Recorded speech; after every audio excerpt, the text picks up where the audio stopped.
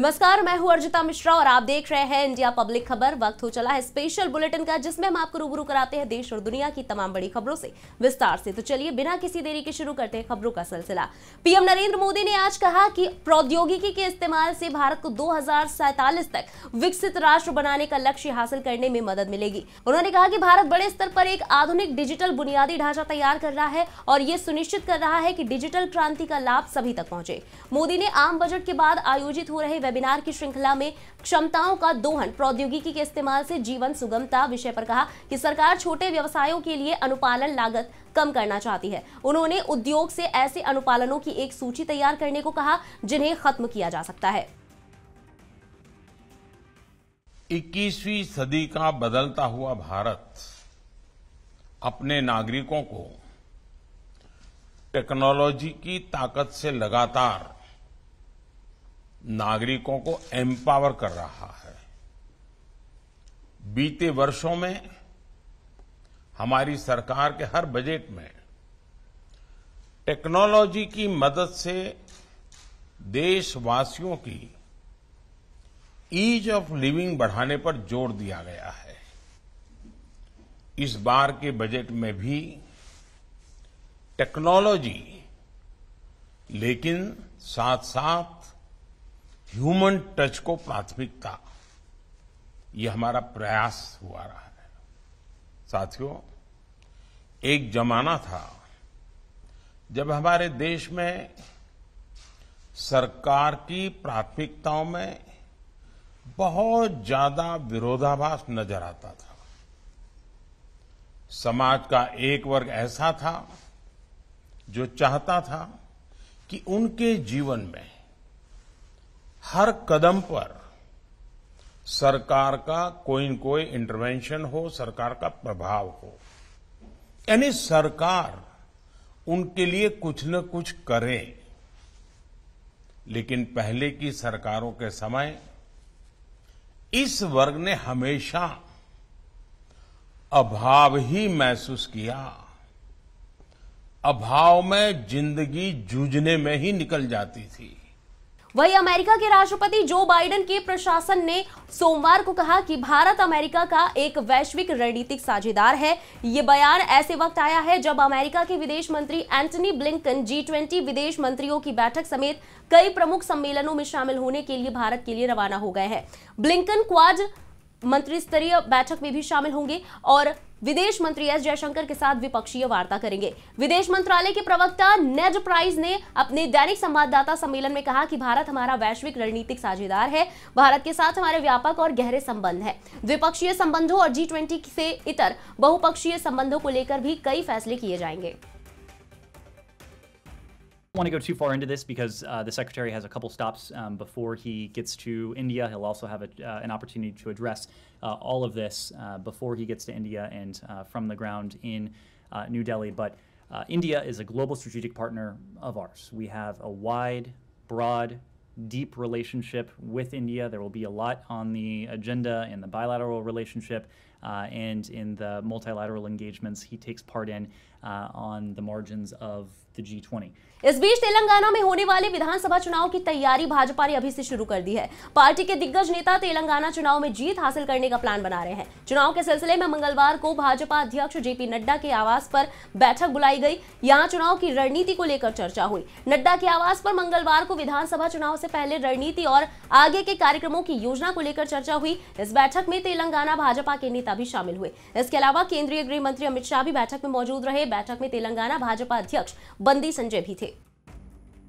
दिल्ली के उप मुख्यमंत्री मनीष सिसोदिया को सुप्रीम कोर्ट से बड़ा झटका मिला है। मनीष सिसोदिया की याचिका पर सुनवाई करने से सुप्रीम कोर्ट ने इनकार कर दिया है। सुप्रीम कोर्ट ने कहा कि अभी इस स्टेज पर दखल नहीं दे सकते। साथ ही कोर्ट ने सिसोदिया हाईकोर्ट में याचिका दाखिल करने की सलाह दी है।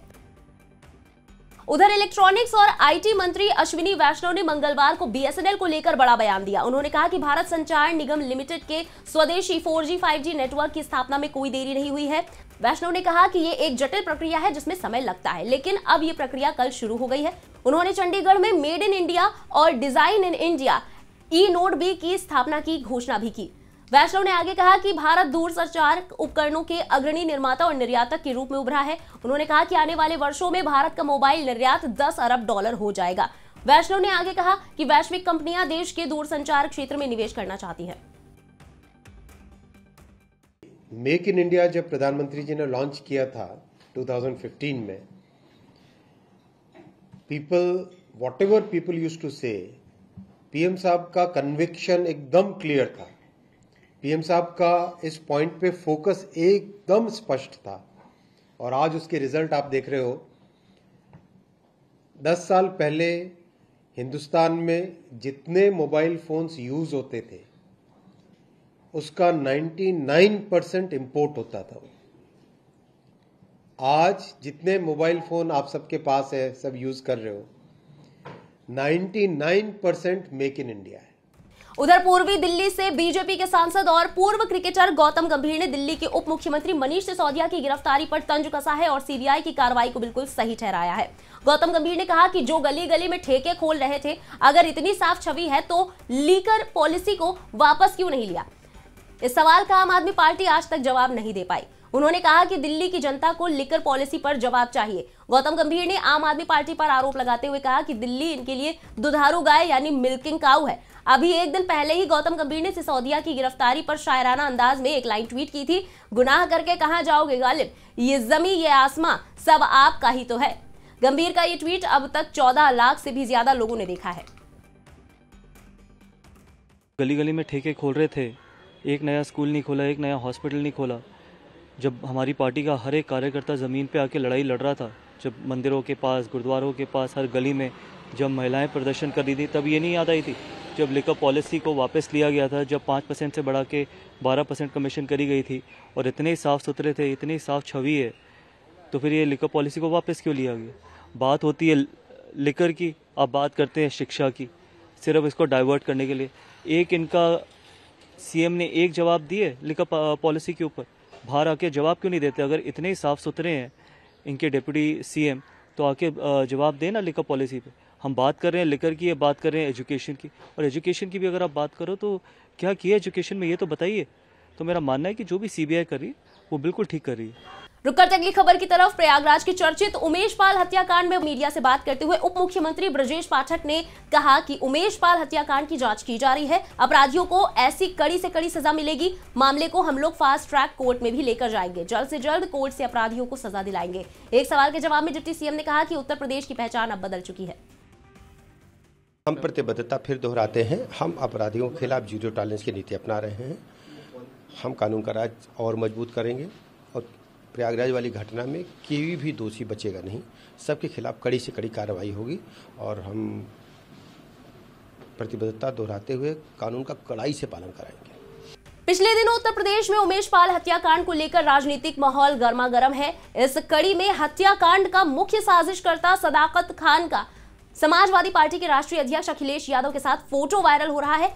उमेश पाल हत्याकांड में गिरफ्तार सदाकत खान की समाजवादी पार्टी के मुखिया अखिलेश यादव के साथ फोटो सामने आई है, जिसके बाद डिप्टी सीएम केशव प्रसाद मौर्य ने अखिलेश पर निशाना साधते हुए कहा कि सपा ने राजनीति का अपराधीकरण किया है। अखिलेश यादव की मुख्य साजिशकर्ता के साथ अखिलेश की फोटो दिखाई दे रही है। आगे और भी अपराध के खुलासे होंगे, तब समाजवादी पार्टी के अपराधियों के साथ सारे रिश्ते जगजाहिर हो जाएंगे। अभी तो श्री उमेश पाल जी की हत्या के मुख्य साजिशकर्ता के साथ श्री अखिलेश यादव जी की फोटो आपको दिखाई दे रही है। आने वाले समय में जितने भी बड़े बड़े अपराधों के खुलासे होंगे और उन अपराधियों के साथ समाजवादी पार्टी के रिश्ते नाते जगजाहिर हो जाएंगे। इन्होंने सदैव अपराधियों का संरक्षण किया है, अपराधियों को बढ़ावा दिया है, अपराधियों को राजनीति में लाने का काम किया है। जिन अपराधियों के कारण से एक तरह से उत्तर प्रदेश में एक विधायक के हत्यारे के खिलाफ जो मुख्य गवाह, उसकी जिस प्रकार से दिन दहाड़े सरकार ने उनको सुरक्षा भी दे करके रखी थी। उमेश पाल जी को मैं व्यक्तिगत तौर से भी जानता हूं, वह एक संघर्षशील और बहुत ही सामाजिक व्यक्ति थे और पिछले काफ़ी समय से भाजपा से भी वो जुड़े थे। लेकिन जिस प्रकार से उनकी हत्या की गई, वह निश्चित तौर से, या मैं कह सकता हूं कि यह उत्तर प्रदेश के लिए बड़ी घटना है और उमेश पाल जी की हत्या किया जाना यह बहुत दुखद है। और समाजवादी पार्टी का ऐसे अपराध को करने वाले, साजिश रचने वालों के साथ अगर संबंध उजागर हो रहा है, वो कोई आश्चर्य की बात नहीं है, वह निश्चित तौर से हो सकता है। वहीं G20 समूह की भारत की अध्यक्षता के तहत W20 समूह की 2 दिवसीय प्रारंभिक बैठक सोमवार से महाराष्ट्र के औरंगाबाद में शुरू हुई, जिसके बाद विदेशी प्रतिनिधियों ने 28 फरवरी को बीबी का मकबरा का दौरा किया। बता दें कि भारत 1 दिसंबर 2022 से 30 नवंबर 2023 तक G20 की अध्यक्षता कर रहा है। पंजाब के अमृतसर स्थित अजनाला पुलिस थाने में वारिस पंजाब दे प्रमुख अमृतपाल सिंह के साथ हुई झड़प के बाद पुलिस अलर्ट हो गई है। अब दंगाइयों और उपद्रवियों से निपटने के लिए पंजाब पुलिस गटका की ट्रेनिंग ले रही है। गटका सिखों की एक मार्शल आर्ट कला को कहा जाता है। जिला पुलिस लाइन में रविवार को मार्शल आर्ट्स संस्था की गटका टीम की ओर से पुलिस कर्मचारियों की मॉक ड्रिल भी करवाई गई। इसी के साथ इस स्पेशल बुलेटिन में बस इतना ही। देश और दुनिया की बाकी खबरों के लिए सब्सक्राइब करें इंडिया पब्लिक खबर के YouTube चैनल को और बेल आइकन दबाना बिल्कुल न भूलें।